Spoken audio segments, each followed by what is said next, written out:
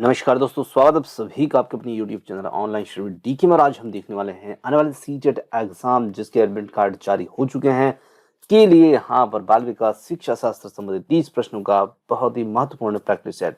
ये practice set आपकी आने वाली एग्जाम की दृष्टि से काफी हेल्पफुल आपके लिए रहेगा। तो चलिए स्टार्ट करते हैं और देखते हैं यहाँ पर सीडीपी संबंधित 30 अति महत्वपूर्ण प्रश्न है। फर्स्ट क्वेश्चन की बात करते हैं। इन प्रश्नों के माध्यम से आप अपना आकलन जरूर कीजिएगा क्योंकि काफी इंपोर्टेंट क्वेश्चन है और इनसे आपको पता लग जाएगा कि आपका स्कोर कितना होने वाला है। देखिए, फर्स्ट क्वेश्चन है, निम्नलिखित में से कौन सी प्रगतिशील शिक्षा की विशेषता है। 4 विकल्प आपके सामने है, आप अपना उत्तर कमेंट्स में जरूर दीजिएगा। समय सारणी और बैठने की व्यवस्था में लचीलापन, या फिर केवल प्रस्तुत पाठ्य पुस्तकों पर आधारित अनुच्छेद, परीक्षाओं में अंक प्राप्त करने पर बल, या फिर बार बार ली जाने वाली परीक्षाएं। तो देखिए, यहाँ पर क्वेश्चन जो है प्रगतिशील शिक्षा के बारे में है और प्रगतिशील शिक्षा जो है बच्चों को काफी महत्व देती है। बच्चों को यहाँ पर समय सारणी और बैठने की जो व्यवस्था होगी उसमें लचीलापन, ये प्रगतिशील शिक्षा की विशेषता रहेगी। ऑप्शन नंबर फर्स्ट यहाँ पर उत्तर होगा। अगला प्रश्न आता है यहाँ पर, पियाजे के संज्ञानात्मक विकास के चरणों के अनुसार इंद्रिय गामक यानी कि संवेदी प्रेरक अवस्था किसके साथ संबंधित होती है। तो देखिए, यहाँ पर बात की जा रही है संवेदी प्रेरक अवस्था की। जीन पियाजे ने संज्ञानात्मक विकास में उसको विकास को 4 अलग अलग स्टेज के अंतर्गत बांटा है और उन्हीं में से एक स्टेज यहाँ पर दे रखी है संवेदी प्रेरक। तो संवेदी प्रेरक किसके साथ संबंधित होगी? सामाजिक मुद्दों से सरोकार, अनुकरण, स्मृति और मानसिक निरूपण, तार्किक रूप से समस्या समाधान की योग्यता, या विकल्पों के निर्वचन और विश्लेषण करने की योग्यता। तो देखिए, यहाँ पर इंद्रिय गामक जो अवस्था होती है जिसे संवेदी प्रेरक कहते हैं, ये 2 वर्ष से 7 वर्ष तक की आयु होती है। और 2 वर्ष से 7 वर्ष तक की आयु जो होती है, तो निश्चित रूप से यहाँ पर हम कह सकते हैं कि इस स्थिति में बच्चे जो होते हैं अनुकरण करते हैं, स्मृति और मानसिक निरूपण उनका यहाँ पर उत्तर होगा। तो यहाँ पर दूसरा विकल्प इसमें हमारा उत्तर होगा। अगला प्रश्न आता है, कोहलबर्ग के अनुसार शिक्षक बच्चों में नैतिक मूल्यों का विकास कर सकता है, कैसे करेगा, कैसे व्यवहार किया जाना चाहिए, इस पर कठोर निर्देश देकर के, या फिर धार्मिक शिक्षा को महत्व देकर, व्यवहार को स्पष्ट नियम बनाकर, नैतिक मुद्दों पर आधारित चर्चाओं में बच्चों को शामिल करके। तो देखिए, यहाँ पर बच्चों में नैतिक मूल्यों को शिक्षक विकसित कर सकता है। बच्चों को यहाँ पर नैतिक मुद्दों पर आधारित चर्चाओं में उन्हें शामिल करके, क्योंकि जब शिक्षक बच्चों को नैतिक मुद्दों पर आधारित चर्चाओं में शामिल करेंगे तो निश्चित रूप से यहाँ पर ये इसमें हमारा उत्तर होगा।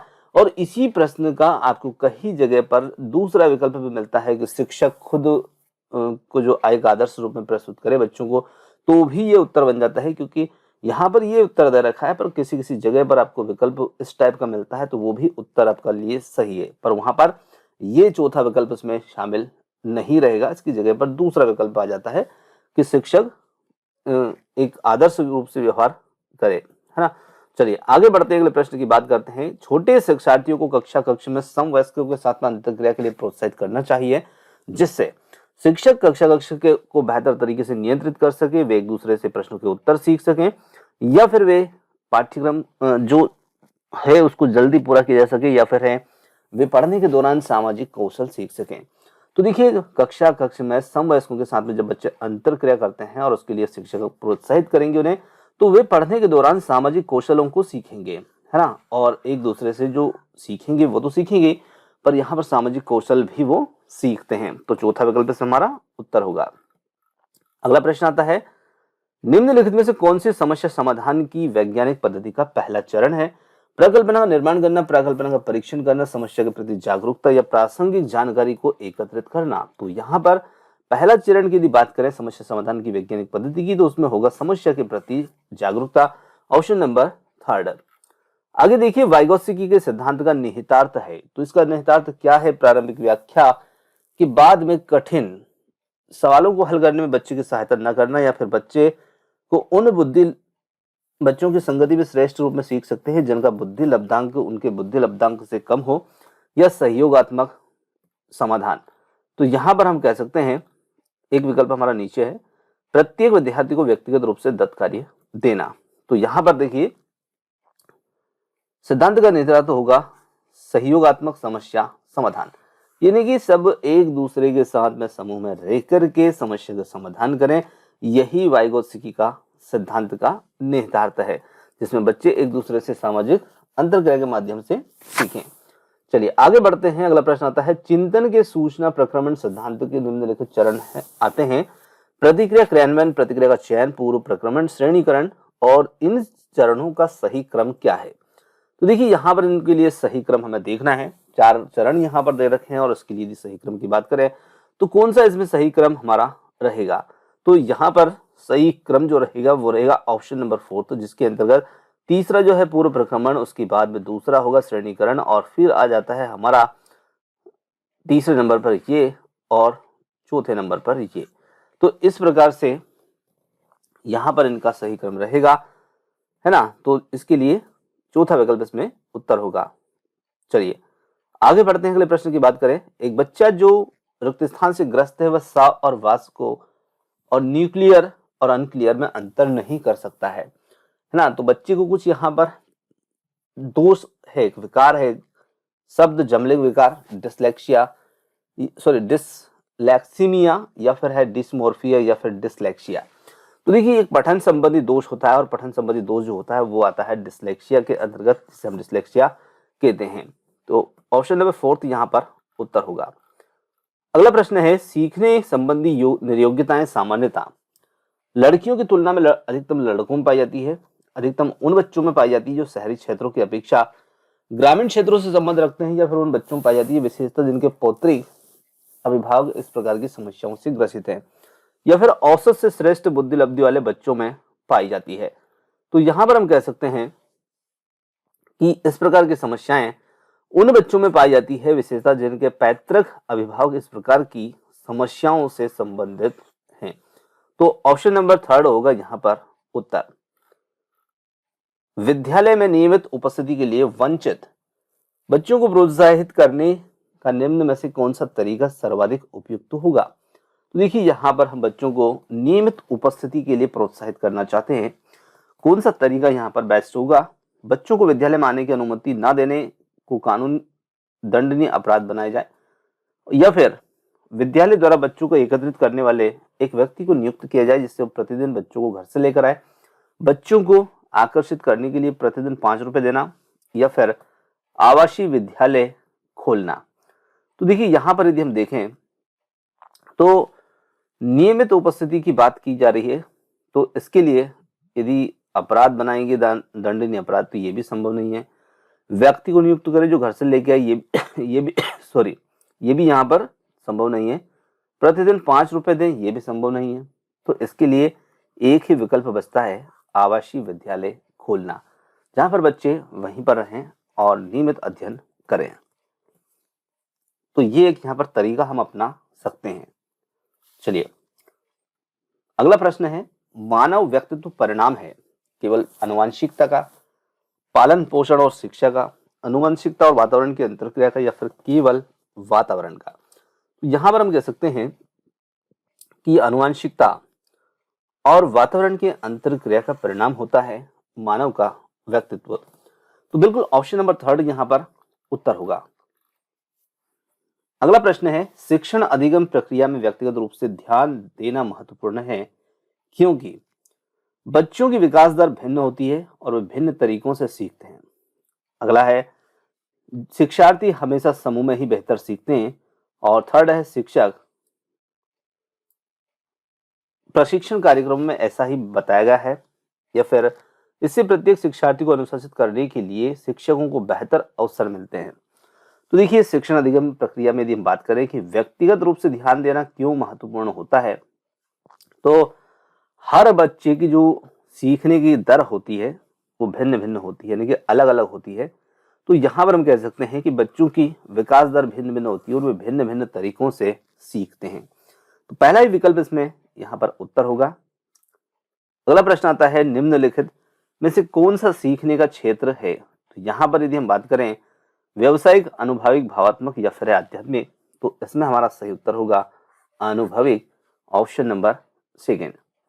चलिए आगे बढ़ते हैं। अगला प्रश्न आता है, जब बच्चा कार्य करते हुए ऊबने लगे तो यहाँ पर यह इस बात का संकेत है कि, तो यहाँ पर हम कह सकते हैं कि ये संकेत है, मतलब बच्चे को समझ नहीं आ रहा है, बच्चा जो ऊबने लग रहा है तो निश्चित रूप से बच्चों को अनुशासित करने की जरूरत है, या फिर संभवतः ये कार्य यांत्रिक रूप से बार बार हो रहा है, बच्चा बुद्धिमान नहीं है, बच्चे में सीखने की योग्यता नहीं है, तो संभवतः कार्य यांत्रिक रूप से बार बार हो रहा है। ऑप्शन नंबर सेकेंड यहाँ पर उत्तर होगा।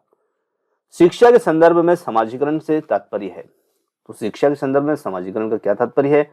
सामाजिक मानदंडों का सदैव अनुपालन करना, अपने सामाजिक मानदंड बनाना, समाज में बड़ों का सम्मान करना, सामाजिक वातावरण में अनुकूलन और समायोजन। तो यहाँ पर उत्तर होगा हमारा सामाजिकरण का तात्पर्य होगा सामाजिक वातावरण में अनुकूलन और समायोजन। Option number fourth. निम्नलिखित में से कौन सा विकास का सिद्धांत है? विकास की सभी प्रक्रियाएं अंतर संबंधित नहीं है, विकास सभी का विकास दर समान नहीं होती, विकास का मतलब हमेशा रेखीय होता है, या फिर यह निरंतर चलने वाली प्रक्रिया है। तो देखिए, यदि हम देखें तो अभी क्वेश्चन में देखा था कि सब बच्चों की विकास दरें अलग अलग होती है, तो बिल्कुल यहाँ पर सभी की विकास की दर समान नहीं होती, एक समान नहीं होती है। तो ऑप्शन नंबर सेकेंड होगा इसमें उत्तर। अगला प्रश्न है, मानव के जो विकास है उसको विभाजित किया जाता है कुछ क्षेत्रों में, तो वे क्षेत्र हमें पहचानना है उसी क्रम में। तो यहाँ पर यदि देखें तो मानव का जो विकास क्षेत्र है उनका जो क्रम रहेगा वो क्या रहेगा? तो यहाँ पर देखिए, शारीरिक है, आध्यात्मिक, संज्ञानात्मक और सामाजिक, यहाँ पर अलग अलग दे रखे हैं। जैसे किसी में संवेगात्मक जोड़ दिया है, किसी में मनोवैज्ञानिक जोड़ दिया है। तो यहाँ पर जो सही क्रम है वो है मनोवैज्ञानिक, संज्ञानात्मक, संवेगात्मक और शारीरिक। Option number fourth. अगला प्रश्न है, एक शिक्षिका पाठ्य वस्तु और फल सब्जियों के कुछ चित्रों का प्रयोग करती है, वे अपने विद्यार्थियों से चर्चा करती है, विद्यार्थी इस पूर्व जानकारी को अपने पूर्व ज्ञान से जोड़ते हैं, पोषण की संकल्पना को सीखते हैं और यह उपागम रिक्त स्थान पर आधारित है। तो ये उपागम किस पर यहाँ पर आधारित होगा?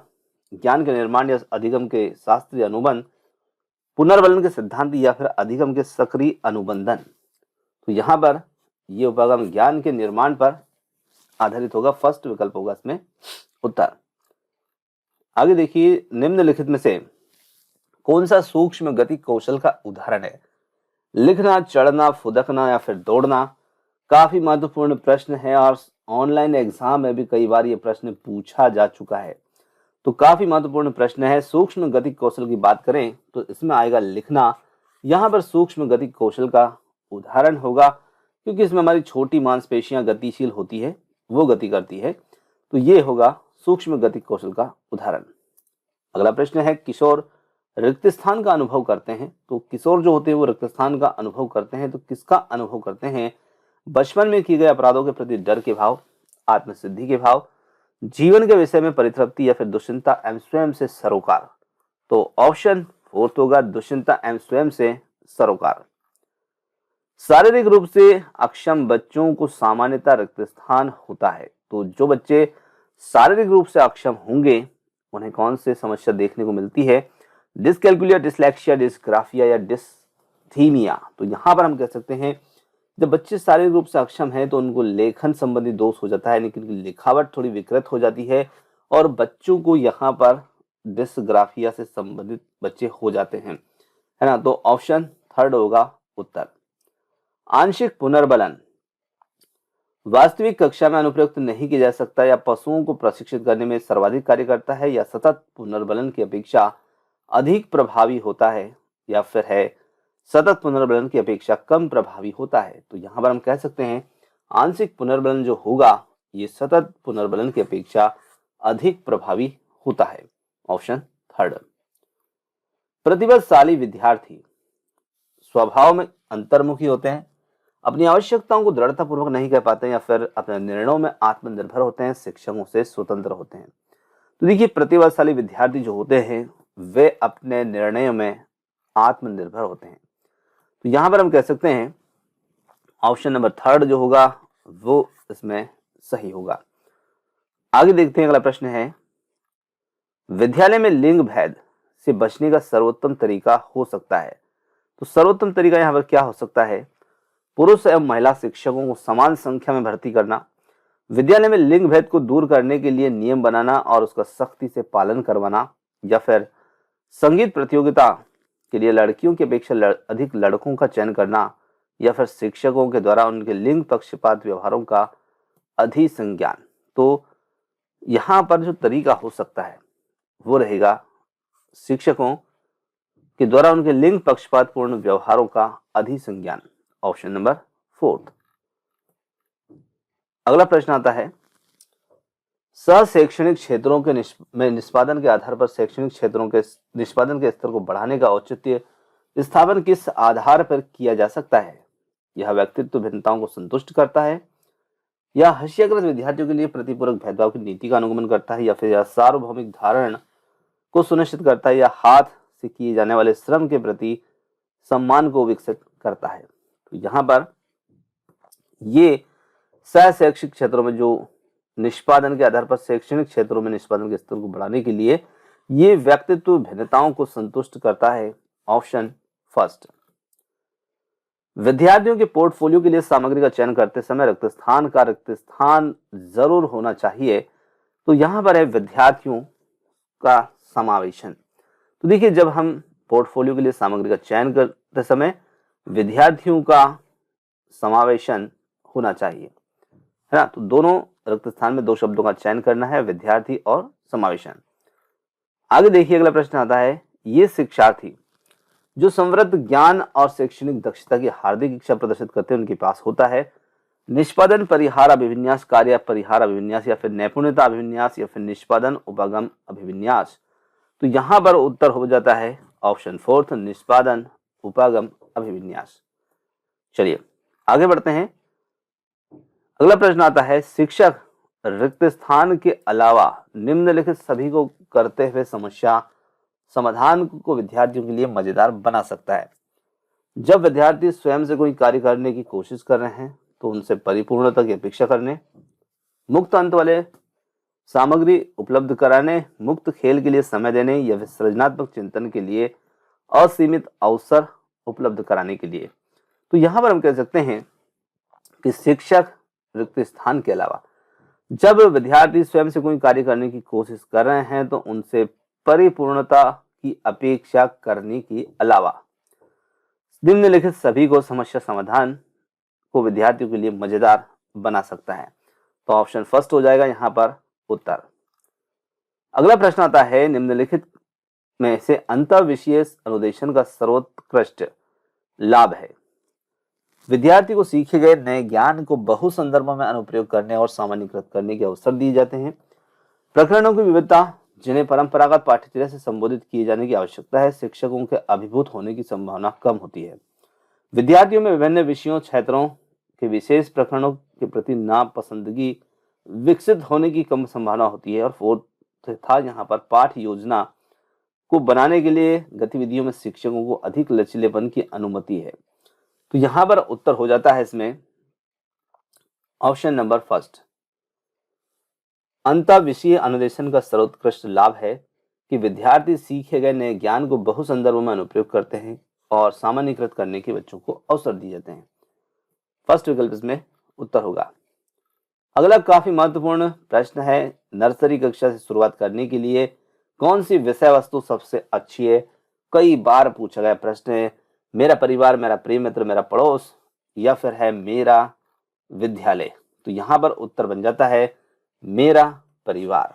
यही बच्चों के लिए सबसे अच्छी थीम रहेगी, मेरा परिवार। अगला प्रश्न है, प्राथमिक कक्षा में सकारात्मक वातावरण निर्मित करने के लिए